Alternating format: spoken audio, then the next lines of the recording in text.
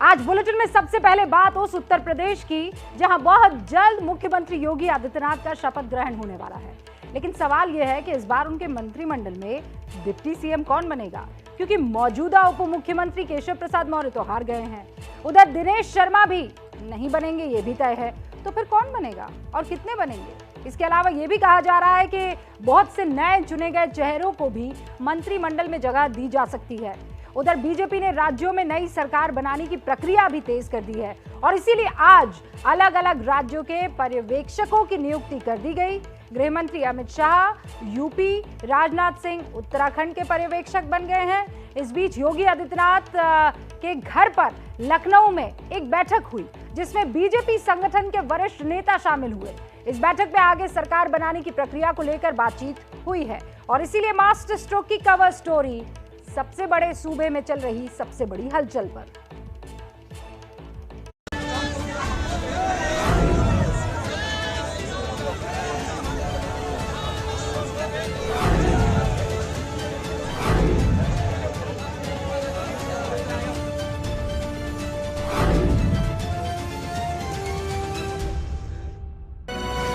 2 दिनों तक यूपी के मुख्यमंत्री योगी आदित्यनाथ दिल्ली में रहे, अपने सभी बड़े नेताओं से मुलाकात की, पार्टी को यूपी में मिली बम्पर जीत पर चर्चा हुई, आगे जो सरकार बनेगी उसमें मंत्रिमंडल की रूपरेखा क्या होगी, जातिगत समीकरणों का कैसे ध्यान रखना है और नए मंत्रिमंडल से 2024 की लोकसभा जीतने की कैसे रणनीति बनानी है, इन तमाम मुद्दों पर भी बात हुई। अभी तक जो जानकारी मिल रही है उसके मुताबिक यूपी में योगी आदित्यनाथ का शपथ ग्रहण 21 या 22 मार्च को हो सकता है।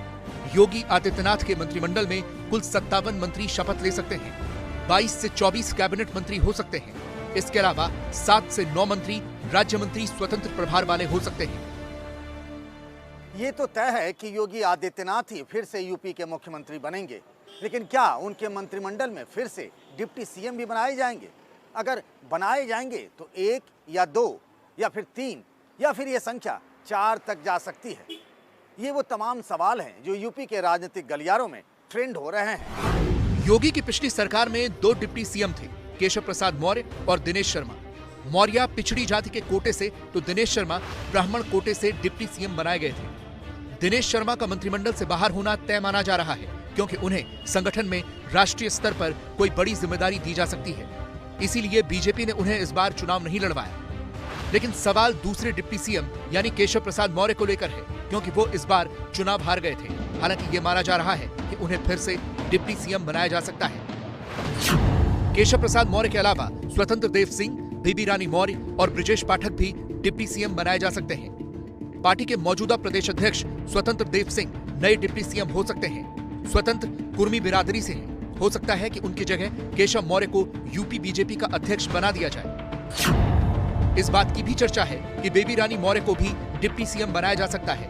वो पहली बार दलितों के गढ़ आगरा से विधायक चुनी गई हैं। उत्तराखंड की राज्यपाल रह चुकी बेबी रानी बीजेपी की राष्ट्रीय उपाध्यक्ष हैं। वो जाटो बिरादरी से हैं। उन्हें सत्ता में बड़ी जिम्मेदारी देकर बीजेपी मायावती के वोट बैंक को अपना बनाना चाहती है। इस बार के विधानसभा चुनाव में ये तो साफ हो गया है कि बीएसपी काफी कमजोर हो चुकी है। इसीलिए बीजेपी को अपने लिए ये स्वर्णिम अवसर लग रहा है कि वो मायावती का वोट बैंक छीन ले। सीएसडीएस का सर्वे भी ये बताता है कि 21% जाटवों ने इस बार विधानसभा चुनाव में बीजेपी के लिए वोट किया। तो अगले लोकसभा चुनाव में यही जाटव बिरादरी बीजेपी के लिए जीत का रास्ता आसान भी कर सकता है। अगर 3 या 4 डिप्टी सीएम बनाए गए तो फिर एक नाम ब्रिजेश पाठक का भी हो सकता है, जो इस बार लखनऊ कैंट से विधायक चुने गए हैं। इस बार उन्हें दिनेश शर्मा के बदले ये जिम्मेदारी दिए जाने की चर्चा है। योगी मंत्रिमंडल में ब्राह्मणों के प्रतिनिधित्व की वजह से उन्हें मौका दिया जा सकता है। लेकिन इन सब के बीच बीजेपी के सहयोगी और निषाद पार्टी के अध्यक्ष संजय निषाद भी डिप्टी सीएम बनने के सपने संजोए हुए हैं। संजय जी, क्या आने वाले समय में आपको उप मुख्यमंत्री उत्तर प्रदेश का देख सकते हैं? ये भारतीय जनता पार्टी है, मेरा समाज तो चाहता है, लेकिन भारतीय जनता पार्टी एक चाय वाले एक बेटे को प्रधानमंत्री बना सकती है, तो हम तो निषाद राज के बेटे हैं, कुछ भी बना सकते हैं। और मोदी ने तो गले लगाया है, तो जो सम्मान देंगे हमें मंजूर है। इसके अलावा भी योगी आदित्यनाथ के मंत्रिमंडल में कई नए चेहरे शामिल हो सकते हैं, जैसे कन्नौज से विधायक चुने गए कानपुर के पूर्व पुलिस कमिश्नर असीम अरुण, बलिया से विधायक चुने गए दयाशंकर सिंह भी मंत्री बनाए जा सकते हैं। इस बार राजनाथ सिंह के बेटे और नोएडा के विधायक पंकज सिंह भी यूपी में मंत्री बन सकते हैं। तो उत्तर प्रदेश पर तो सबकी नजर है, पंजाब पर भी नजर रखनी जरूरी है, जहां ये तय है कि आम आदमी पार्टी की सरकार बनेगी और भगवंत मान इस सरकार के मुख्यमंत्री होंगे, जिन्होंने आज अपनी लोकसभा की सदस्यता से इस्तीफा दे दिया है। मान का शपथ ग्रहण 16 मार्च को होगा। तैयारियां जोरों पर है। आम आदमी पार्टी के तो सभी बड़े नेता मौजूद रहेंगे, लेकिन सूत्र ये बता रहे हैं कि बाकी किसी दूसरे राज्य के मुख्यमंत्री या दूसरे वीआईपी इस शपथ ग्रहण में नहीं बुलाए जाएंगे।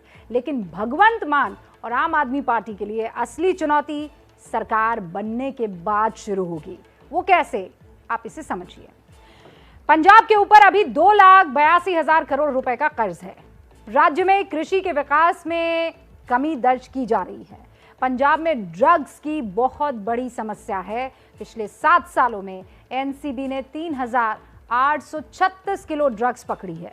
यहां पाकिस्तान बॉर्डर से भी ड्रग्स की सप्लाई होती है। 2017 से 2020 तक पंजाब बॉर्डर पर 1,235 किलो ड्रग्स पकड़ी गई।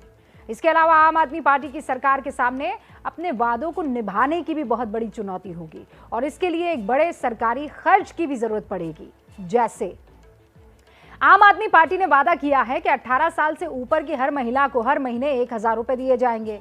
पंजाब में 18 साल से ऊपर की करीब 99 लाख महिलाएं हैं और अगर इन सबको हर महीने 1,000 रुपए मिलेंगे तो खर्च कितना हुआ? 990 करोड़ रुपए और हर साल 11,880 करोड़ रुपए खर्च होंगे। इसी तरह एक और वादा है कि हर महीने हर घर को 300 यूनिट बिजली मुफ्त दी जाएगी। अभी पंजाब में सरकार हर साल 17,796 रुपए की बिजली की सब्सिडी देती है। जाहिर तौर पर यह खर्च अब और ज्यादा बढ़ जाएगा। हालांकि आम आदमी पार्टी ये दावा कर रही है कि पहले की सरकारें पंजाब को लूटती रही है, अब वो लूट बंद हो जाएगी तो खर्च आसानी से निकल आएगा।